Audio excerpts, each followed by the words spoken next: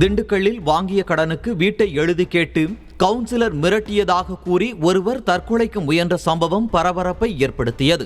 கோபாலகண்ணன் என்பவரின் மனைவி அமலாதேவி கவுன்சிலர் செந்தில்குமார் மீது நடவடிக்கை எடுக்க கோரிக்கை விடுத்துள்ளார்.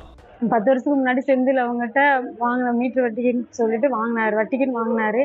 வாங்கிட்டு பாதி அமௌண்ட் கொடுத்தாச்சு. மீதி அமௌண்ட் கொடுக்கலாட்டி வீட்டு பத்திரத்தை வச்சு தான் வாங்கினான். சரி வீட்டை வச்சு யாருக்காச்சும் விற்கலான்னா யாரையும் விற்கவும் விட மாட்டாரு. யார் பிரச்சனை யாருக்கு வாங்காதீங்கன்னு எல்லாத்தையும் சொல்லி வச்சுட்டாரு.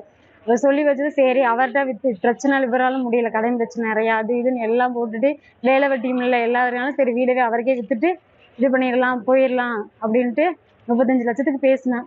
சரி பேசிட்டு சரி கொடுத்துறேன்னு சொல்லி சொன்னார். சரின்னு சொல்லவும் அப்போ இப்போ 15 லட்சம் தான் கொடுத்துருக்காங்க. மீதி அமௌண்ட்டு கேட்டால் சரியா நீ இவ்வளோலாம் வட்டி கட்டையில அதுக்கெல்லாம் சரியாக போச்சு, எல்லாம் தர முடியாது, உன்னை பாரு எப்படி காலி பண்ண வைக்கிறேன் பாரு, கையெழுத்து போட்டு உன்னை வீடை எப்படி காலி பண்ணுறேன்னு மிரட்டுறாரு. நான் சரி இப்போ இல்லைங்கண்ணா நான் அப்படிலாம் இல்லைங்கண்ணா எனக்கு கொடுக்குற அமௌண்ட் கொடுத்துருங்க நான் இது பண்ணிக்கிறேன்னு சொல்லி எங்கள் வீட்டுக்காரர் சொன்னார்.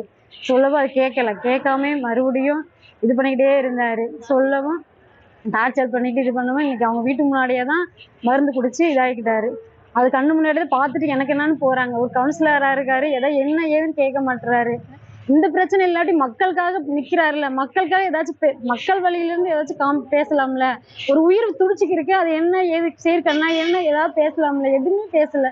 எனக்கு வண்டி எடுத்துட்டு புருஷன் முன்னாடி அவங்க வாட்டுக்கு போறாங்க. அதனால எனக்கு என்ன இந்த 2 பிள்ளைய வச்சுக்கிட்டு நான் வேலை பட்டி அவரும் நிறைய அடிபட்டு இப்பயே என்ன சொல்றாங்கன்னு தெரியல. ஸ்கேன் எல்லாம் எடுக்க சொல்லியிருக்காங்க. சாவாரா என்ன உயிரோடு இருப்பாரா என்னன்னு கூட தெரியல. இப்போ என்ன செய்ய எனக்கே தெரியல. செய்திகளை உடனுக்குடனும் துல்லியமாகவும் தெரிந்து கொள்ள சப்ஸ்கிரைப் பண்ணுங்க.